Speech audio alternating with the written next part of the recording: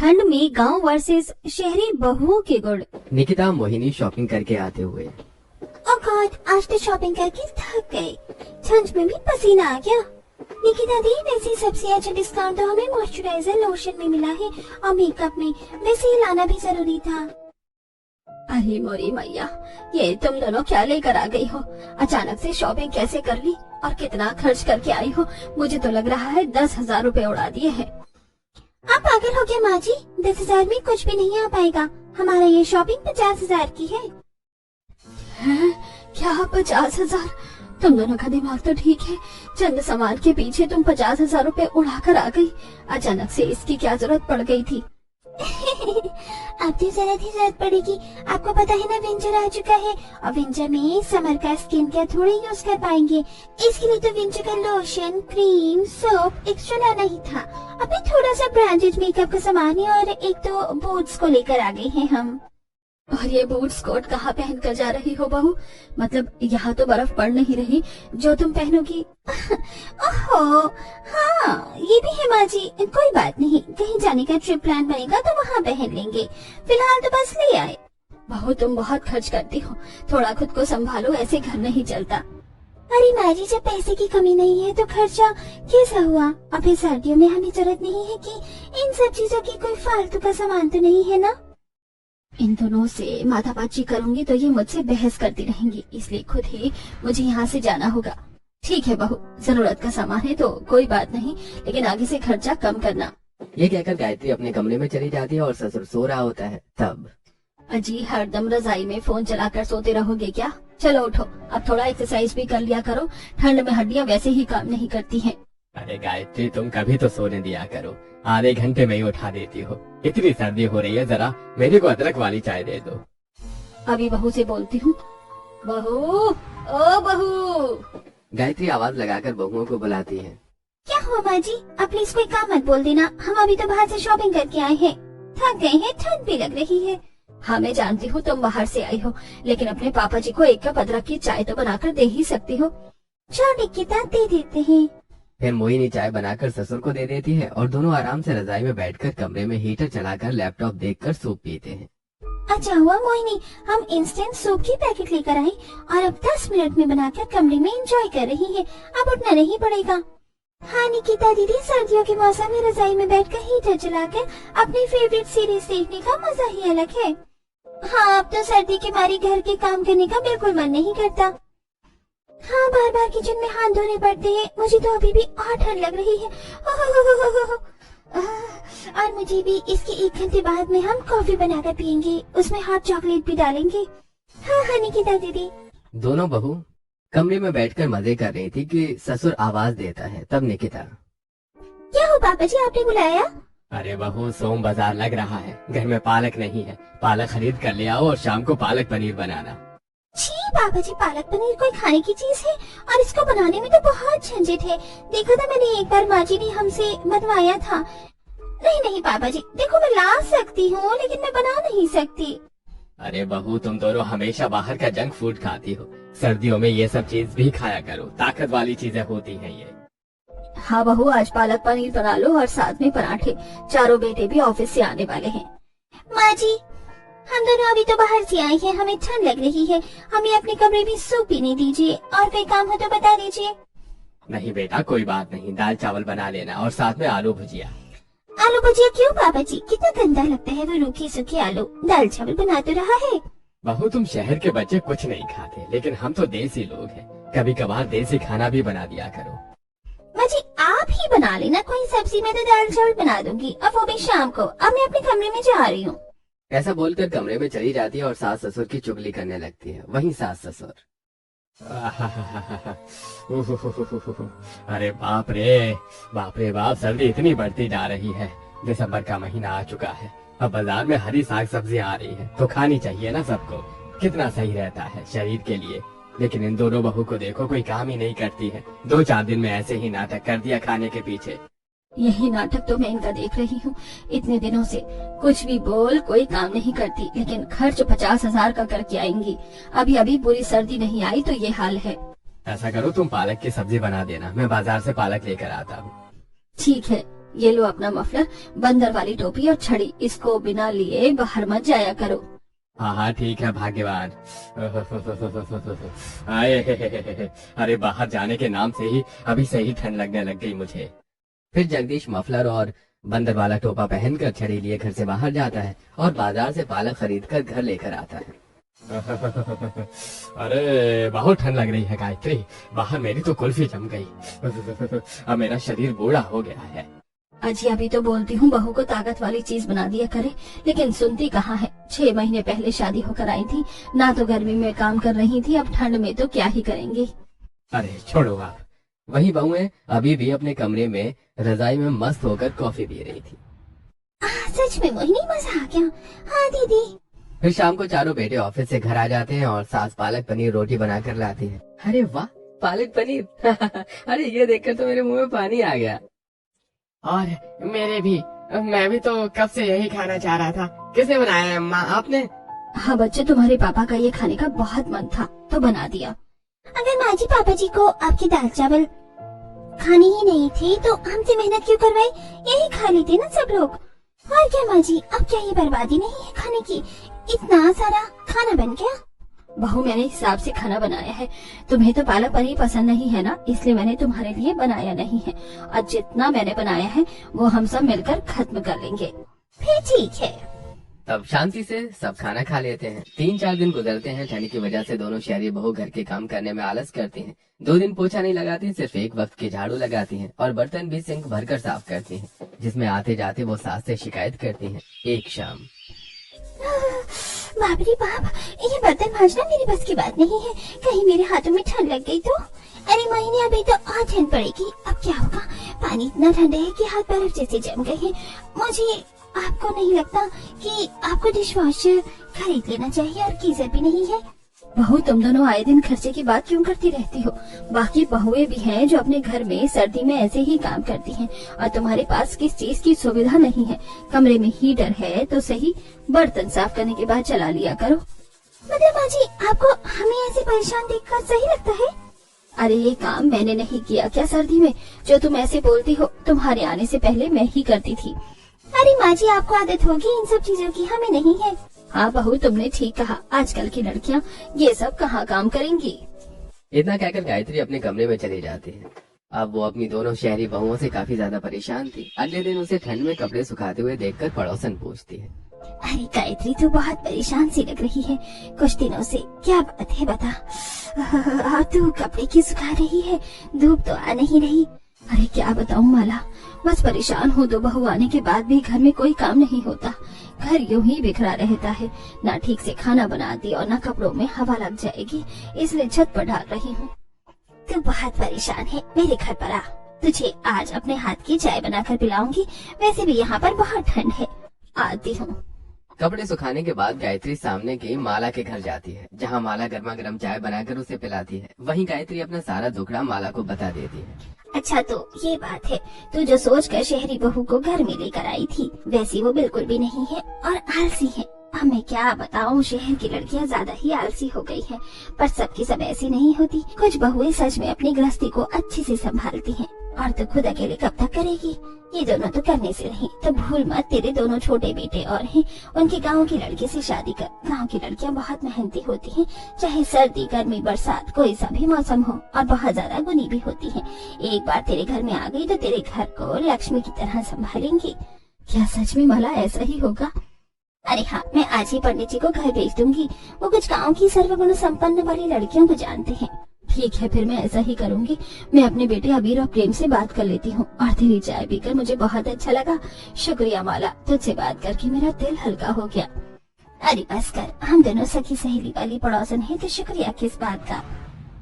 माला के गले लगकर गायत्री घर आ जाती है। इतने में पंडित जी आकर भी गांव की 2 लड़कियां संध्या कुसुम की तस्वीर दिखा देती हैं, जिन्हें देखते ही गायत्री पसंद कर लेती है। मात्र 1 महीने में ही अपने बेटों की शादी उन लड़कों से करवा देती है और बड़े प्यार से उनका स्वागत करती है। आते ही दोनों बहू सास ससुर के पैर छूती हैं। अरे अरे जीती रहो बहू। माँ जी, ये पूजा की थाल बाकी का सामान यही रखा है, आप मुझे बता दीजिए कहाँ रखना है, मैं रख देती हूँ। अरे बहू, तू अभी अभी घर में आई है, ऐसे कैसे काम करवा लो तुझसे। अरे माँ जी, अपने ही घर में काम करने से कैसी दिक्कत। अरे जरा दोनों बहू को देखो, कितनी संस्कारी हैं। घर में आते ही प्रणाम कर रही हैं, घर का काम करने की बात कर रही हैं। इसे बोलते हैं गुणी बहू के लक्षण दिखना। आंटी जी, तो क्या हमें कांची लगी है? हम गुणी नहीं है क्या? अरे बेटा, मेरे कहने का वो मतलब नहीं था। ये गांव की बहू है ना, वहाँ सब ऐसे ही चलता है। हाँ तो ये कुमार है इसलिए इन्हें करने दीजिए, पर हमारा कंपैरिजन मत कीजिए आपस में। अरे बस करो मोहिनी, नई बहू के सामने ऐसे बोलते हैं क्या? हाँ, शांत। संध्या, कुसुम, तुम इसकी बात का बुरा नहीं मानना। अरे जी जी, आप कैसी बातें कर रही हैं? बड़ी दीदी हमें कुछ भी कह सकती हैं। देखा बहू के गुण मोहिनी बहू, सोने का समय हो गया है, अब सो जाओ। सभी अपने कमरे में सो जाते हैं। अगली सुबह दोनों नई बहू जल्दी उठकर घर की सफाई करके नहा धोकर नाश्ता बना देती हैं। तब शहरी बहुएं सो रही होती हैं, पर सास उन्हें देख लेती है। अरे 6 बज रहे हैं, बहू तुम कब उठी हो? यहाँ की तो सारी सफाई हो गई और तुम नहा भी ली। मैंने तो तुम्हें गर्म पानी दिया ही नहीं, बस आ ही रही थी।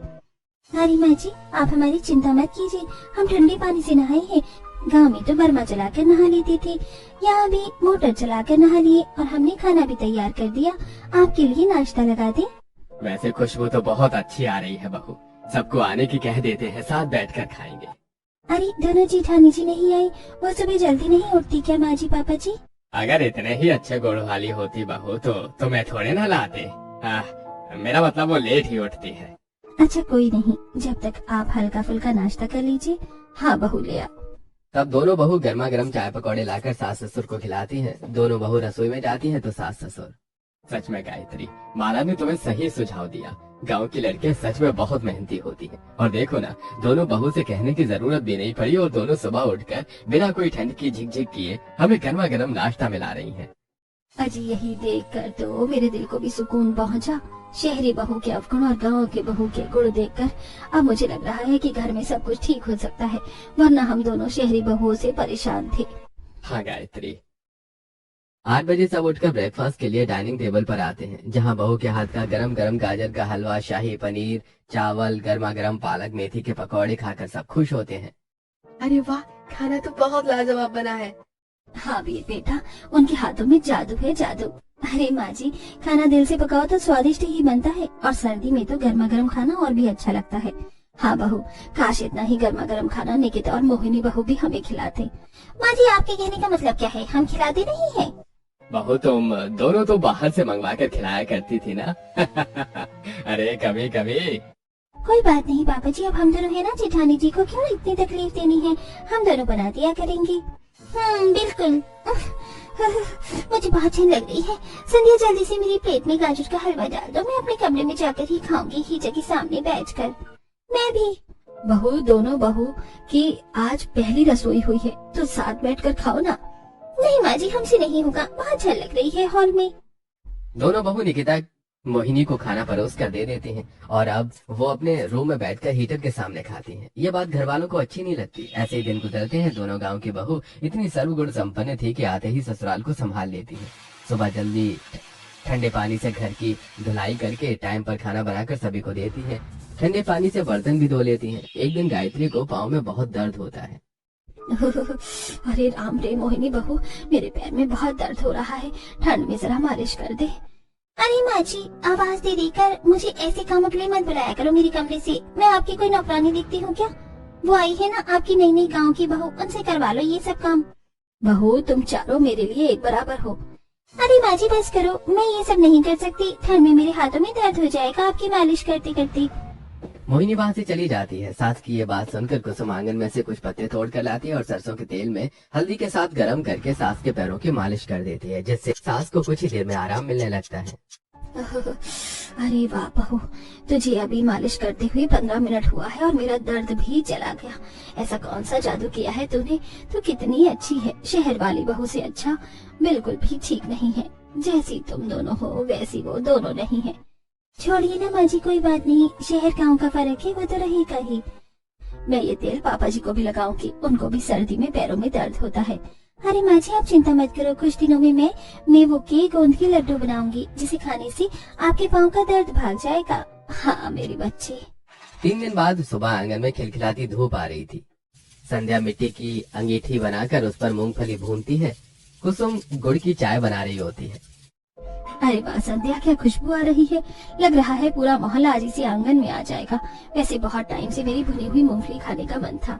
माँ जी थोड़ी सी ठंड है, सोचा सबके लिए गर्मा गर्म मूंगफली भुने हुए चने बना दूं। और माँ जी अब तो कड़कती ठंड आने वाली है और आप लोगों के हाथ पैर में कितना दर्द होता है, इसलिए मैं आज गोंद के लड्डू बना रही हूँ। बस थोड़ा सा और सामान लाना है बाजार से। अरे बहू, तूने तो मेरे मन की बात छीन ली। कोई जरूरत नहीं है फालतू का खर्च करने की, आजकल मार्केट में बने बनाए लड्डू आते हैं। माँ जी मैं आपके लिए आज ले आऊंगी, बल्कि वो तो ऑनलाइन भी घर पर आ सकते हैं। लेकिन बहू, बाहर के लड्डू बहुत महंगे आएंगे और आएंगे भी कम, और नहीं पता कि कैसे बने होंगे। हाँ दीदी, घर में लड्डू अच्छे से बन जाते हैं, ज्यादा बनेंगे देसी घी के। रहने दो आप, ये मैं ही कर दूंगी। ठीक है कर लो लड्डू। कहाँ बनाओगे, यहाँ बाहर ठंड में बैठकर? हाँ तभी तो इतनी सुबह सुबह अंगीठी पर मूंगफली भून रही है ये देवरानी की बच्ची। लेकिन मुझे तो बहुत ठंड लग रही है, मैं जा रही हूँ अंदर।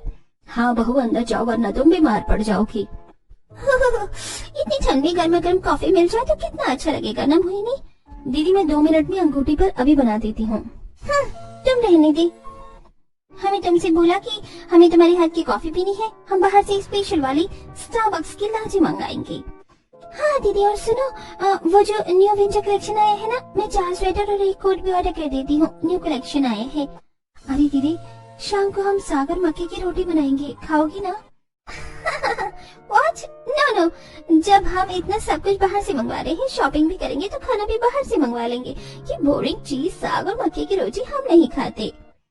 लेकिन दीदी सर्दियों में ऐसी चीज खाना सही रहता है। कसम, अपने आप से मतलब रखो ना।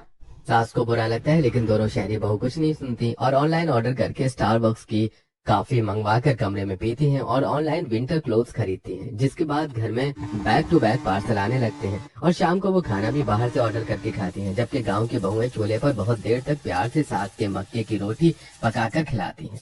कुछ देर बाद दोनों जेठानी कबर्ड से पतियों के पुराने कपड़े निकाल कर छत पर ले जाती हैं और जैसी माचिस की तिल्ली से जलाने वाली होती है, सास देखकर रोक लेती है। हे भगवान मोहिनी निकिता, तुम दोनों ये क्या कर रही हो?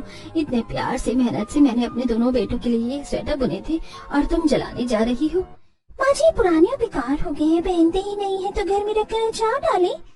मेरे प्यार की कोई कीमत नहीं है क्या? आवाज सुनकर दोनों गाँव वाली बहू छत पर आ जाती है। अरे दीदी ऐसे जलाओ मत, इसमें माँ जी का प्यार है। अगर चीची को नहीं पहने तो कोई बात नहीं, हम दोनों उनके स्वेटर को उधेड़ कर नए डिजाइन का स्वेटर बना देंगे जो हमारे पति पहन लेंगे। इससे माँ जी के प्यार की तौहीन भी नहीं होगी और उन दोनों को भी प्यार मिल जाएगा। हाँ दीदी, और आप अपनी पुरानी साड़ी भी मत फेंकना, हम मुझे नई सूट सलवार बना देंगे और हम पहन लेंगे। गांव की तो हो लेकिन गरीबी होगी, ये नहीं पता था। हमारी उतरन तुम्हें देने में हमें कोई तकलीफ नहीं है, ले लो।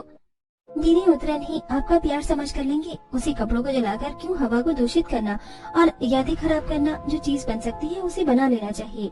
तुम दोनों को मैंने कभी नहीं कहा, लेकिन तुम दोनों शहरी बहू में ऐसी कोई अच्छी ही नहीं है जो गाँव की दोनों बहू में है। सीखो कुछ इनसे। माजी हमें ऐसी फालतू चीज सीखने में कोई दिलचस्पी नहीं है, हमारे पतियों के लिए हम नई शॉपिंग कर लेंगे। दोनों शहर की बहू मानती नहीं है और अपने पतियों के लिए नई नई जैकेट, स्वेटर, मफलर खरीद कर ले आती हैं, जिसमें कि बहुत खर्चा होता है। वहीं गांव वाली बहू खर्चा बचाकर, समय लगाकर पुरानी स्वेटर के ऊन उधेड़ कर नया स्वेटर बना देती है, जो कि उनके पति पहनकर बहुत खुश होते हैं। ये देखकर ससुर, अरे वाह बहू, तुम दोनों को बुनाई भी आती है। अरे सर्दियों में मेरे लिए भी ऐसा स्वेटर बना देती। आप निश्चिंत रहिए पापा जी, हम दोनों के लिए बना देंगे। अरे बहू, तुम घर का भी काम करती रहती हो और बाहर आने जाने का भी, ठंड नहीं लगती क्या? थोड़ा आराम किया करो। माँ जी जितना सर्दियों में काम करते हैं शरीर उतना ही तंदुरुस्त रहता है। सच में तुम दोनों बहुत गोरी हो। तब दोनों बहू बाजार में जाकर देसी घी इत्यादि खरीदती हैं और मेवे खरीदती हैं और सास ससुर के लिए खास भेड़ की ऊन लेकर आती हैं, जो कि बहुत गर्म होती है, और घर में डिजाइन वाले स्वेटर बनाती हैं, गोंद में लड्डू बनाकर खिलाती हैं, रोज शाम को हरी साग सब्जी बनाकर खिलाती हैं। एक दिन पार्टी में ससुर वही स्वेटर पहनकर जाता है तो उसकी बहुत तारीफ होती है। अरे वाह, ऐसी जमाने में तो पुराने तरीके का स्वेटर भी पहना है, लेकिन जो भी बोलो आज के हिसाब से अच्छा लग रहा है। किसने बनाया? बड़ी बहू ने? अरे नाना, शहरी बहू ठीक से खाना भी नहीं बना पाती, ऐसे काम कैसे करेगी? ये तो मेरी दोनों छोटी बहू है गांव की, जिन्होंने मेरे लिए 3-4 दिन में ही बना दिया है। अरे वाह, इतनी गुड़ वाली बहू कहाँ से मिल गई तुझे भाई? बस भगवान ने दे दी। और तू भी कभी मेरे घर पर आ अपनी मिसेस को लेकर। ठीक है आता हूँ। कुछ दिनों बाद ही मुकेश अपनी पत्नी सुरैया के साथ घर आता है। तब गांव की बहू उन दोनों के पैर छूती है। अरे बहू, इतनी ठंड में पैर छूने की क्या जरूरत है? अरे मामी जी, आप क्या ठंड की वजह से आदर्श से सम्मान करना छोड़ती? आप बैठिए, हम दोनों गर्मा गर्म कुछ बना कर लाते हैं। कोई जरूरत नहीं है, तुम दोनों जब तक बना कर लाओगी इतने में तो हम खिला देंगे, वो बैठे थोड़ी रहेंगी। नमस्ते मामा जी, मामी जी, देखिए मैं आपके लिए छोकला चाय समोसे लाई हूँ। नमस्ते बेटा। अरे बेटा, तुमने जो स्वेटर पहना है ये 500 रुपए के 2 लाई हो ना? मामा जी, आपकी कैसी बेइज्जती वाली बात कर रही है? हम इतनी सस्ती चीज नहीं पहना, महंगी चीज पहनते हैं। अच्छा। जैसे दोनों मेहमान दोनों बहू के लाए नाश्ते खाते हैं तो मुंह से उगल देते हैं। अरे छी, ये क्या है? इतने ठंडे समोसे, वो भी अजीब से। और चाहे तो एकदम पानी की तरह ठंडी है बहू, ऐसा सम्मान करोगी हमारा? तुम दोनों में एक भी अच्छाई नहीं है। ये नहीं अपने हाथ से कुछ बना देती, ये भी बाहर से मंगवाया है, वो भी ठंडा बेकार। सॉरी, मुझे पता नहीं ठंडा कैसे हो गया, हम तो हमेशा यही कहीं खाते पीते हैं। बस बहू रहने तो तुम लोग हमें उल्टा जवाब दे रही हो, ऊपर से मिला भी ऐसे रहे हो। हम तो जा रहे हैं। मेहमान उठ के जा ही रहे होते हैं कि दोनों बहू अपने हाथ से गर्मा गर्म गाजर का हलवा, पूरी, मेथी पालक, पनीर के पकौड़े इत्यादि गर्मा गर्म खाना लाकर खिला देती हैं, जिससे वो खुश हो जाते हैं। अरे हम तो जा ही रहे थे, लेकिन ये तो बहुत बढ़िया खाना है, इससे बोलते हैं अव्वल दर्जे की गुड़ वाली बहू। बेटा, खाना तुमने कितनी देर में तैयार किया? मामा जी, मामी जी, हमें आपके आने का पहले से ही अंदाजा था, फिर भी हमने खाना 1 घंटे में तैयार कर दिया। निकिता, मोहिनी बहू, तुम दोनों शहर की हो, थोड़ा तो गांव के गुड़ वाली बहू से कुछ सीखो। हम तो समझ गए घर वाले हैं, अनजान लोग नहीं समझेंगे। तुम दोनों को मेरी नाक कटवा कर क्या मिला? कब सीखोगी घर संभालना? दोनों बहू शर्मिंदगी से कुछ नहीं कहती। वहीं दोनों मेहमान खाना खाकर शगुन देकर चले जाते हैं। समय के साथ ठंड और भी ज्यादा बढ़ जाती है। सास ससुर ने पूरे परिवार के लिए देसी घी का स्टॉक, अनाज और सब चीज स्टोर में रूम में रखी थी। एक दिन रात वो निकिता और मोहिनी से स्टोर रूम से घी लाने को कहता है, लेकिन ठंड से घी ज्यादा जम गया होता है, तो दोनों बहू हीटर चलाकर पिघलाने के लिए वही फोन स्क्रॉल करने लगती हैं। ये फनी रियल है, चलो दीदी बाहर चलकर देखते हैं। हाँ। दोनों बहू फोन के चक्कर में स्टोर रूम का हीटर पूरी रात ऑन छोड़ देती हैं, जिससे स्टोर में रखा घी पिघलकर फैल जाता है, अचार खराब हो जाता है और अनाज में नमी लगकर सब बर्बाद होने लगता है। अगली सुबह जगदीश देखकर हैरान हो जाता है और तभी हीटर ब्लास्ट हो जाता है, जिससे जगदीश काफी डर जाता है। घर के लोग इकट्ठे हो जाते हैं। अरे बाप रे, ये तो हजारों रुपयों का नुकसान हो गया, घी, अचार, गेहूं सब गया। अरे शुक्र है मैं बच गया। जी आप ठीक तो है ना? ओह माय गॉड, अब इतने दिन का सर्दी का स्टॉक कहाँ से आएगा? ये सब कैसे हुआ? किसने किया? वो देवा जी, हमसे रात में हीटर ऑन रह गया, हम सोच रहे थे बस थोड़ा सा गर्म कर देंगे। माँ जी सॉरी, हमसे गलत हो गया। पूरे घर का माहौल उदास था। अरे पूरे घर को आग लगाना चाहती थी क्या तुम दोनों? कब जिम्मेदार होगी? वह तो गांव की बहू ने अपने गुणों से घर संभाल रखा है। कपड़े, बर्तन, घर की सफाई में कोई आनाकानी नहीं करती, और तुम तो खाना भी नहीं बनाती। रात को एक घी भी नहीं निकाल पाई, इसके लिए भी हीटर चालू कर दिया। आलसी लोग, विनाशकारी विपरीत बुद्धि। अब इसकी भरपाई कौन करेगा? माँ जी दीदी को डांटिए मत, उनसे जो हुआ अनजाने में हुआ है। अचार तो ठीक नहीं हो सकता, कुछ गेहूं में भी घी भर गया है, उसके हम घी या लड्डू बना देंगे और थोड़ा घी घर में और बना लेंगे। चिंता मत करिए पापा जी, नुकसान रहा है पर हम संभाल लेंगे। हल्दी, मेथी, गुड़ सब है घर में। वैसे भी हमने स्टोर रूम में कल ही सफाई की थी, तो घी गंदा नहीं होगा और छान लेंगे। दोनों गांव के बहू किसी तरह स्टोर रूम से घी को हाथ से बटोरती हैं और सारे घी को छान लेती हैं। वहीं जिन गेहूं में घी भर जाता है उनको धूप में सुखाकर घर में पीसकर उनका ढेर सारा घी वाला हलवा बन जाता है, और सस्ती सब्जियां लाकर वो फिर से 4-5 दिनों में अचार तैयार कर लेती हैं, जिससे कि अब घर में थोड़ा राशन वापस आ जाता है। घी के भीगे हुए अनाज से वो नरम रोटी और मिठाइयाँ भी तैयार कर देती हैं। तो अब सास ससुर चौंक कर, तुम दोनों ने तो कमाल कर दिया। माँ जी गाँव में तो यही सीख कर पली बड़ी है हम दोनों। अगर नुकसान हो जाए तो हाथ पैर जोड़कर उससे भी फायदा निकाल लो। संध्या कुसुम, हम दोनों को लानत है खुद पर। तुमने जितना घर संभालना है उतने गुण हमें सच में नहीं है, और हम बस तुम्हें गाँव वाली बोलते रहे। तुम दोनों हीरे जैसी हो। हाँ, अब तो हम भी तुम दोनों की तरह समझदारी से घर संभालना चाहते हैं। हमें सिखाओगी ना? क्यों नहीं दीदी। सास ससुर को दोनों गांव की बहू पर गर्व महसूस होता है और शहर वाली बहू उनसे खाना बनाना, सिलाई, कढ़ाई, बुनाई, गाना सिखाती है। इस तरह हुनर और संस्कार गुण से घर को चलाया जाता है।